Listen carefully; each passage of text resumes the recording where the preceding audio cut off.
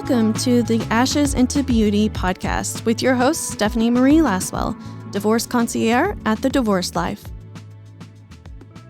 Hello, listeners. Thank you for tuning in today. I am excited to talk to my friend Mason. He is a cool counselor here in OKC. He's doing some really great things with couples, and I'm so excited for him to share all that he's got going on. Thank you. I'm glad to be here. Thanks. I'm glad you're here. Yeah. Let's start off with what you got going on Sunday, because I think it's fantastic. It's coming around really quick. I've got a couple. It's called the Couple Power Hour. So this is happening at 7 p.m. The details are 100% on my website and on my social media. But it's open for registration on Eventbrite, the link of which is on my social media. This is for anybody. It's not just for couples. So it's anybody who is thinking about what a relationship is like, what they're like inside of a committed relationship, how to make a relationship last. So it's really for anybody who, if they just got started in a relationship, if they've been in a relationship a long time with a partner, and your partner doesn't have to be there. If you're in a relationship with a partner, they don't have to come. It's all virtual, so you can just pop up in your window and sit there and listen the whole time if you want. It's going to be pretty interactive. It's just 1 hour. And so that's why we're calling it the Power Hour. I mean, couples, especially couples with kids, not a lot of time available. So this would be if you protect screen time a lot with your kids, maybe save up for this 1 hour and just give them all their screen time all at once. And that's coming straight from a therapist. So why don't you go ahead and give them that screen time and join me for the Power Hour. It's $25. Oh, wow. That's awesome. So, and up to 30 people can come. If you and your partner are both there on the same screen, still $25. It's not 25 for each. It's 25 per couple or just 25 for you. So is it like an enrichment thing or is it... So I'm going to hit pretty much my 8 to 10 most observable traits in marriages or relationships that work out, and how to make them grow, how to make them better, and how to enjoy your relationship and kind of complete the circle a little bit for yourself. That's awesome. I love that. So, and then next Wednesday, I think you said you've got something. Yes, I have my hypnosis experience on Wednesday at noon. So take a midday break, and this one is $50 per person, and because there's only 20 slots available. I will talk really briefly about what it's like, how it works, what it's like to come in for a session. That's really what the purpose of this workshop is. Because I have a lot of people who do want to consult about hypnosis and ask a bunch of questions, but I only have so many hours in my week that I can give for that.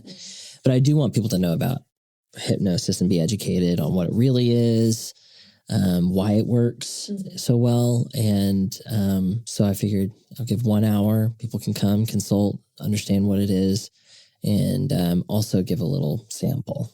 So free sample during that hour. I may take maybe 1 or 2 volunteers, do a short exercise, and probably anybody who wants to participate during that time can really experience what it's like to float into hypnosis. That's cool. Which is a really nice feeling. Yeah.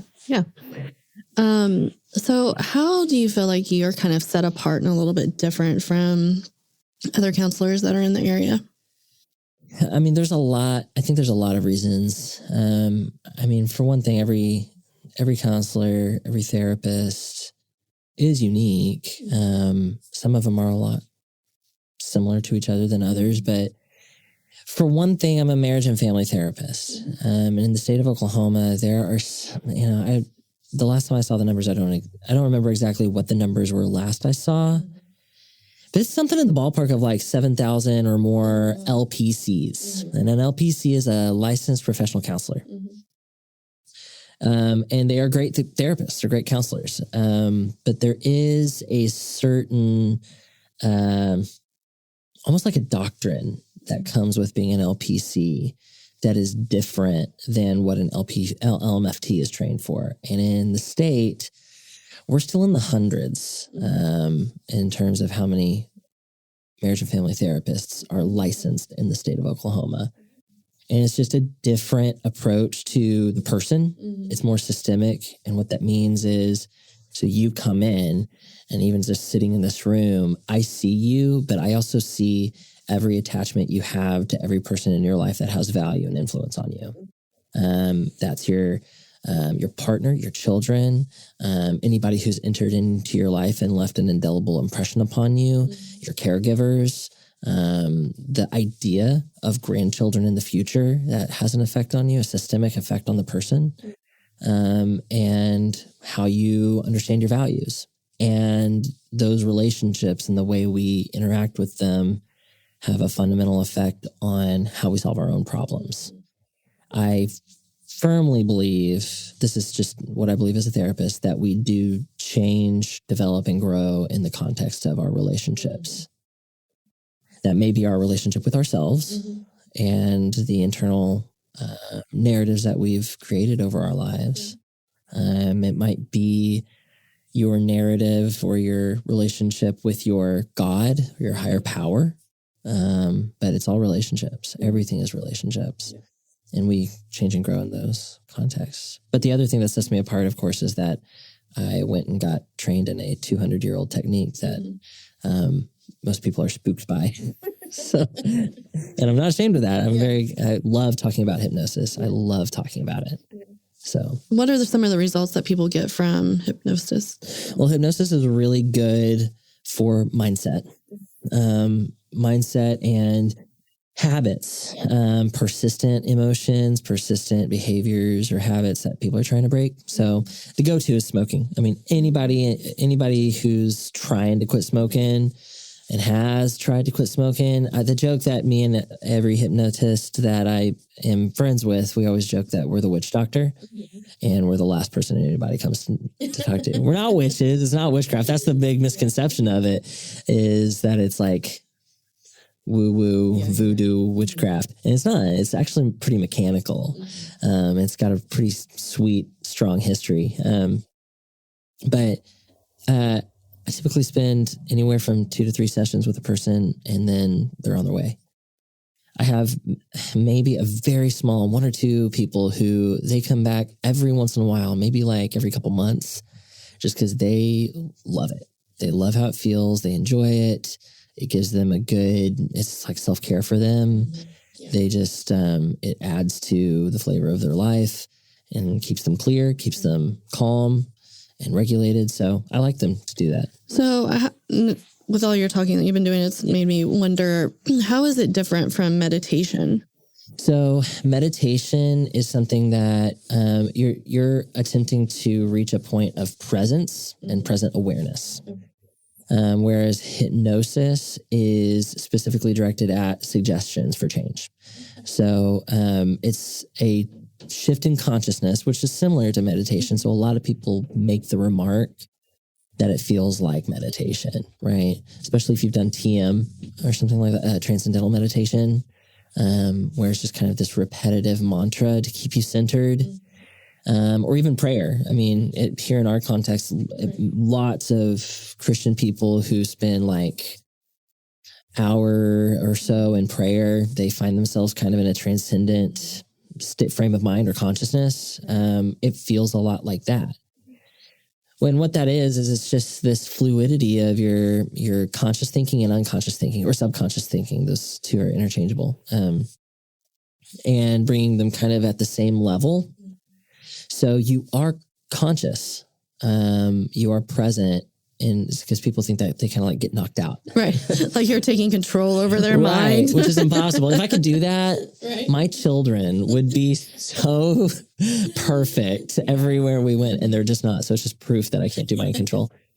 And I say that seriously because if I had that power, do you know how effective I'd be with so many people in my life? And I'm not. So, because people have free will, and you have free will during hypnosis too. So I've had it happen many times where somebody just opens their eyes and they're like, this isn't happening for me right now. And then we just kind of talk about what that block is for them. And that is usually really healing when they can figure out, okay, there's actually something I'm holding on to that makes me, that I don't want to make this change. Right.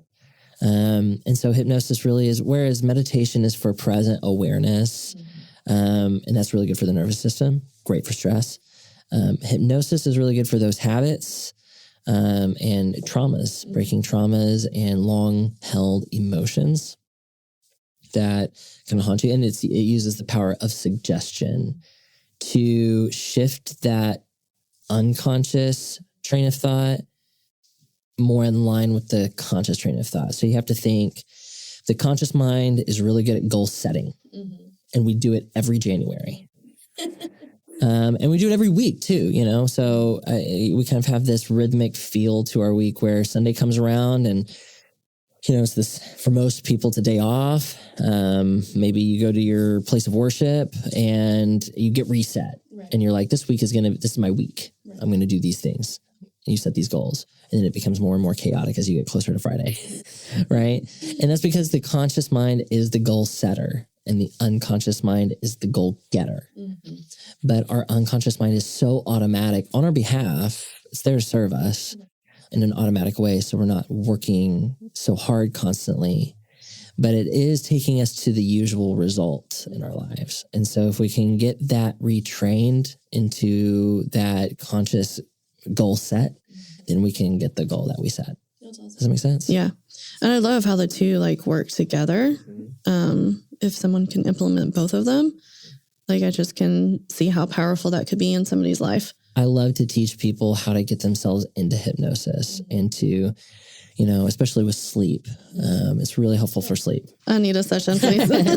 Yeah. And so one of the things that I do with people is especially for sleep, is I'm teaching them self-hypnosis. My goal is to work myself out of a job with them. I'm expensive. And I know that and I acknowledge it. Maybe that's the thing that does set me apart is I am talking about how much money I cost to be seen. And I always tell people, I make it worth your while. Okay. You get an hour with me, but you also have access to me throughout the week. Give me a phone call. We'll follow up. And you can text me. These are all services that I provide within my fee. And I don't want too many sessions with you. I want to work myself out of a job. Yeah. If it's not working, we need to find something different for you. Yeah. Your goal is healing. Yeah. Potential. Yeah. I want people to find their potential. I think that sets you apart right there is the fact that you're like, hey, I'm not here just kind of egging this along, trying to fill my pocketbook. And I want to make some money. Right. But I also I think I'll make a lot more money for myself if it works. If people are getting quicker results. Yeah, if they're getting the results they want. Because it really is about their potential. The potential of their relationship, the potential of their habits, the potential of their income, all that kind of stuff. So who would you say your ideal client would be? I always say that my ideal client is anybody who's ready and willing to repeat the habits of successful people. If you are not ready to let go of what I refer to, and a lot of people, this isn't my phrase, this is an old term. My least ideal client is somebody who's unwilling to let go of the secondary benefits of their habit or their long-held emotion or their trauma. Yeah. It may be victimhood. That's one example. It may be, I was working with somebody recently who said that they were ready to let go of their anger. And as we talked about it, and I did an exercise with them, and right away they felt like this was not effective. They were saying, I'm still feeling really angry. And, we kind of had a conversation about how in that person's line of work, their anger really lent to a certain amount of energy and intensity that they were utilizing. And they were kind of afraid to let go of that intensity. And so they were also afraid to let go of that anger. And so their unconscious was just not ready to let go of it, was just gripping onto it because they were benefiting from it too much. And they couldn't yet see the benefit of being free from it. Now, after talking a little bit, it became clear that there is a lot more intensity and energy available when you're free from anger. But until that realization was there, there's not much we could do. So I am looking for people who are ready to repeat the behaviors of successful people. That's true about couples too. Right. Especially, actually. Yeah. You have to kind of trust the process that putting in this work is going to get you a better result than what you currently are experiencing. Yes. I mean, I'm going to spend an hour with a person. And then at the end of my day, at the end of my hours with people, I'm going to go home to my life. And at the end of that day, I'm going to lay down in my bed and pull my blankets up to here, my ear. And I'm going to be out like that. I'm going to be out. And I won't think about any of those people's problems. It's their life. And that's what I want them to see most is this is your life. Let's find your potential. Right. Like, what are you willing to continue in, like, just mindlessly? Yes. Because we do live mindless for the most part. We just get in these ruts where we just mindlessly go. And then something happens one day and we hit a wall and we're like, oh no, how did we get here? How did this happen? Well, if you're not putting in that work every day, then you just get into that rut and it's not always necessarily a good rut. 100%. 100%. So that's what I think that's what sets me apart. Yeah. So let's talk a little bit about how coaching and counseling is different. Yes. So if somebody walks into my office and they have a suitcase, I'm going to be like, oh, where are we going? Uh-huh. If somebody walks into your office and they've got a suitcase, you're like, oh, let's open this up and see what's in there. Where have you been? Yes. I think that's a great characterization. Yeah. I have heard this before where it's, coaching holds a future mindset, whereas therapy holds a past exploration mindset. And I don't know if I think that is true.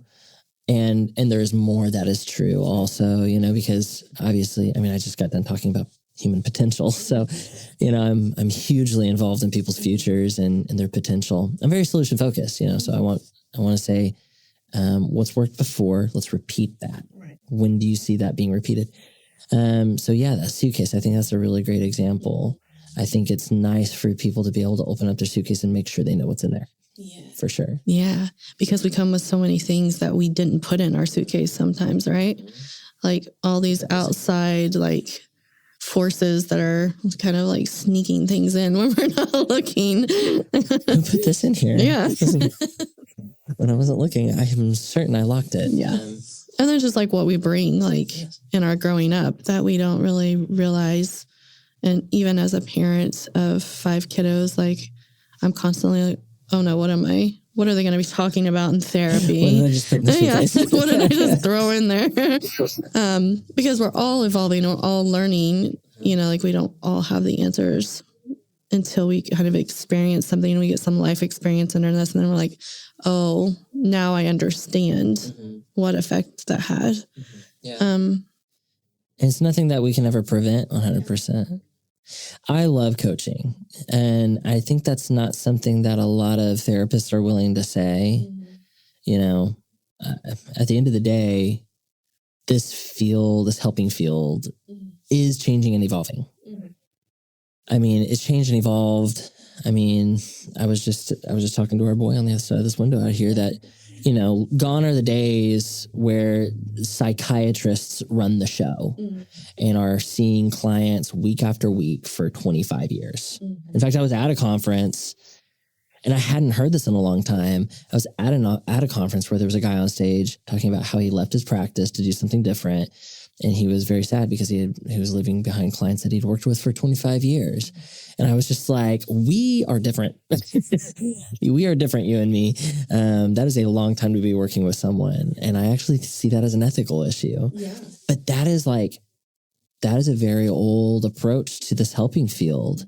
And so enter in the licensed mental health professional, be it an MFT or an LPC or an LCSW or an LADC, any of these, a behavioral health caseworker, things like this, that, we've got our brief models, but we're trained in therapy. Yeah. And there's an ethical code surrounding it, and there's a rigorous process of degree earning. And so I understand my colleagues when they're like, all these coaches. Who do they think they are? They just want to skip the whole process. But I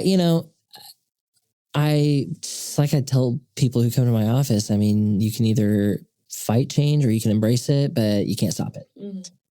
Change is going to happen.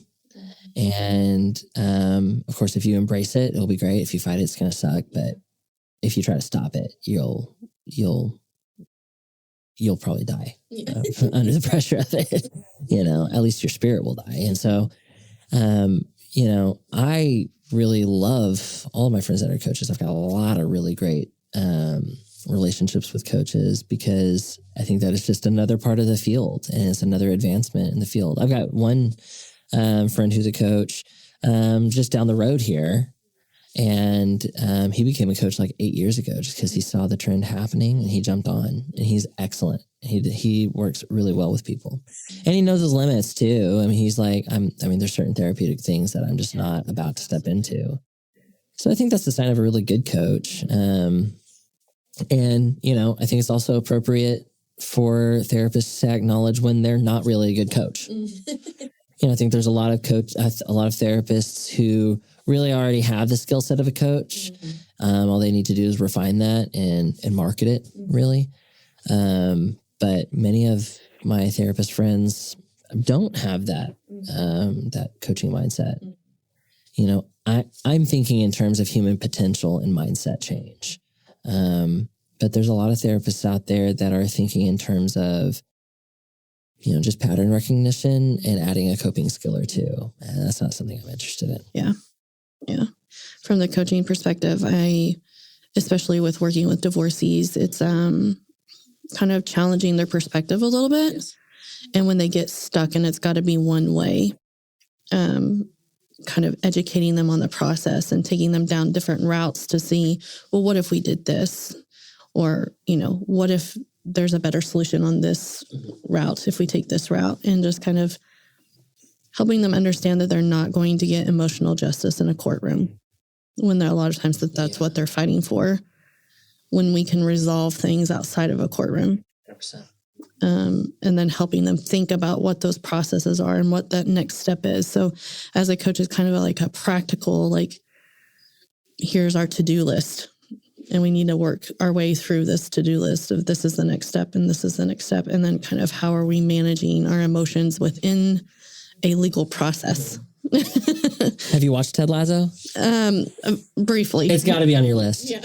I think it's just a great example of coaching because, do you know the concept of it? Mm-hmm. Yeah. So the whole story is he's a college football coach, an American football coach, and he gets tasked to coach the sport that he's never coached. And then he shows up and he's wildly effective with it, right? I was just sitting here thinking about this because I was thinking, I like the idea of a specific coach. You are a divorce coach. Mm-hmm. If I was working with somebody who needed extra help with their sobriety, I would send them to Charles. He is a recovery coach, right? But I could also send them to my friend Anthony, who is a motivation coach, right? I could also send somebody to my friend who is a sex coach, right? It's so specific. It almost is like sports, where it's like, if I'm a baseball coach, can I take those same precepts that made me effective on the baseball field and take it to the tennis court and be effective? And chances are, probably so. The familiarity with the sport may not matter as much. But when it does, holy cow, that's what makes you super effective as a divorce coach. And therapists do that too. We have our niches. Mm-hmm. I was just kind of wondering if you feel like there's a lot of replicability across coaching, because you do kind of see these specializations. I think it's a lot, probably a lot of the same things that you do, but just a lot of listening intently and actually going deeper than maybe what they're doing on their own, right, in their thinking or in their processing. And then just gently challenging it a little bit. It's like you're keeping them focused. Yeah. And especially with the divorce process, it's kind of like we have to kind of enter this as a business transaction.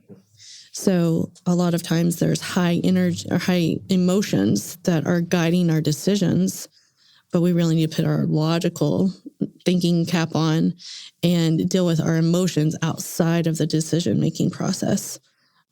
Because when we go in with emotional decision making, maybe we're missing some of the risk that we're asking to take on. Maybe we're not fully prepared to take on the house, but we want to keep the house because that's where the kid's home is.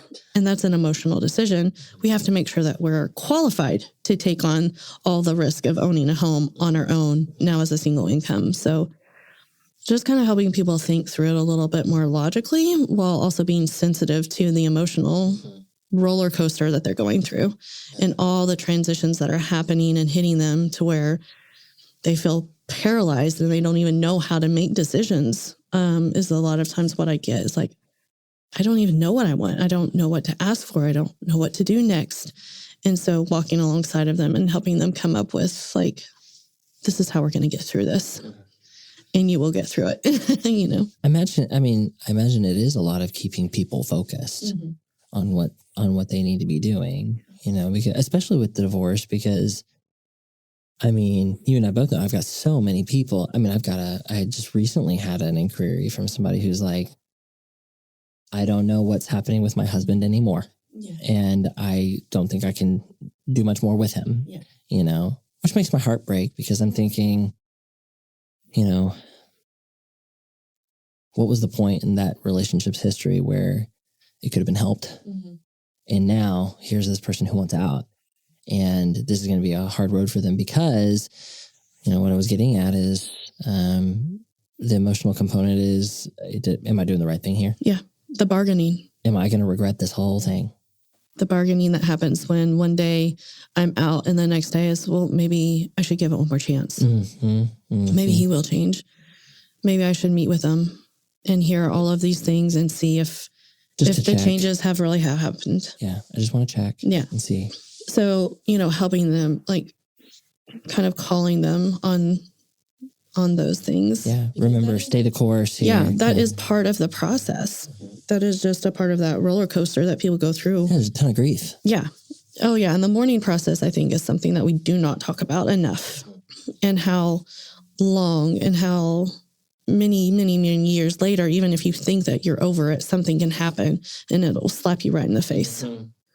And so we don't teach people how to handle the mourning process in healthy ways, or they don't even realize like that's what they're experiencing. Have you read Good Boundaries and Goodbyes? I haven't. Oh my gosh, pick it up. Okay. The author of this book refers to it as, she describes it as a million little funerals. Oh, yes. And I think that is just a beautiful characterization of many things that people go through in life, but especially the people that I'm sitting with who are right in the middle of divorce, either just on the other side of it or just at the beginning of it, or it doesn't matter. It's so true. There's a million little funerals. You might be in the grocery store and then suddenly there are 10 things that are on your mind about this thing in your life because it can be so looming. So I think that's why it's great to have I've already sent like 4 people, whether all of them have called you or not. I know one has for sure, decided, Stephanie's going to really help me for sure. But I think it's nice to have somebody to keep you on the course, you know, and I mean, in that way, it's no different than, it's a lot different, but it's no different than, coaching a sport, right? You know, you're going to walk out here and you have to remember what your goal is. There's going to be all these things going on, right? There's going to be the drunk guy on the front row. Remember what your goal is, right? There's, you're going to have, your opponent is going to be out there and will probably be distasteful and unsportsmanlike. You have to stay focused. You have a job to do here. Especially, I think that's especially true with like runners and swimmers. It's always touched with them. And I've done a lot of hypnosis with athletes. And one of the things that I'm suggesting to them is, here you are on this course, you're running your path and your eyes are forward. And I just repeat that over and over. Your eyes are forward, because what's anybody's gut instinct when they're in the middle of a race? Yeah. I want to see what my opponent's doing. Yeah. Right. I just realized that this is a talk show and no one can see this. I just jerked my head to the right as if I'm looking at an opponent that I'm racing against, which you can't do when you're racing, if you're in track, if you're in the pool. You can't be looking at where your opponent's at to see if you're beating them, because the moment you do that is the moment you lose, because they'll pull ahead. you've lost your focus on the goal. You have to keep your eyes forward. And so anytime I've worked with an athlete, I'm just repeating, keep your eyes forward, along with other things, but it's keeping focused on the goal. I think that's really what coaches are great for. So I refer to coaches a ton. Every coach that I know, every time I sit down with them, they're coaching me because they can't get out of it. Just like I can't stop doing therapy with people. I always tell people I'm always hypnotizing you. So if they're like, are you hypnotizing me right now? I'm like, always. I'm always hypnotizing you. But every coach that I know, every time I sit down with them, they're like using all their coaching tricks on me. And suddenly I've got this like very forward-minded orientation that I'm like, man, I did not show up here with this goal-driven attitude, but suddenly I just want to accomplish all my dreams. Conquer the world. I just want to accomplish all my dreams. Make my dreams come true. Make all the money in the world. I love that. Yeah. And it's really hard to receive it, like when you're a coach, to be coached by someone else. Mm-hmm. It's really hard. It can be very intense. Yeah. Or to like point out, oh, that was not a good coaching move. This is why I can't get people to come have dinner at my house. Yeah, because they're going to be... And if they do, they never talk about what they dreamed about last night. Yeah. I had a friend just the other day we were in a group and he was talking about a dream that he had and everybody was like, ooh, that's so interesting. What a cool dream. Maybe it's this, maybe it's that. I just... Had to bite your tongue. I had to sit on myself. I texted him later and I just said, if you want to know, let me know. I'm here to interpret your dream. I just had to sit there. That's funny. And I've learned how to do that. So. That's awesome. Well, I always love talking to you. Oh, yeah. And I really appreciate the stuff that you're doing and how you're helping people kind of decide if this is something we stick to and fight through, or if this is something that we need to say, it's over. Mm-hmm. Because you're very open and honest about that conversation too.